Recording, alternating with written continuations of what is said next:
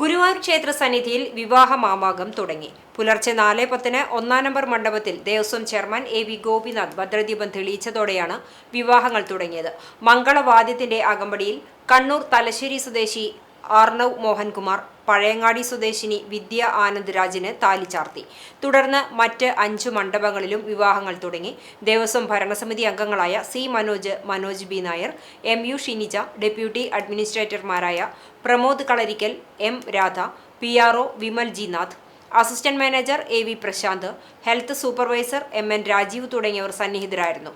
രാവിലെ 8:30 250ഓളം വിവാഹങ്ങൾ നടന്നു. City police commissioner Nakul Raj Deshmukh, Guruvayur ACP M Surendran, temple police SHO KG Jayapradeep എന്നിവരുടെ നേതൃത്വത്തിൽ പോലീസും സെക്യൂരിറ്റി ജീവനക്കാരും ചേർന്നാണ് തിരക്ക് നിയന്ത്രിച്ചത്. ഉച്ചപൂജയ്ക്ക് നടയടയ്ക്കുന്നതിന് മുമ്പ് വിവാഹങ്ങൾ പൂർത്തിയാകും. 447 വിവാഹങ്ങളാണ് ഇന്നത്തേക്ക് ഷീട്ടാക്കിയിട്ടുള്ളത്. ഗുരുവായൂരിന്റെ ചരിത്രത്തിൽ ആദ്യമായാണ് ഒറ്റ ദിവസം ഇത്രയധികം വിവാഹങ്ങൾ നടക്കുന്നത്.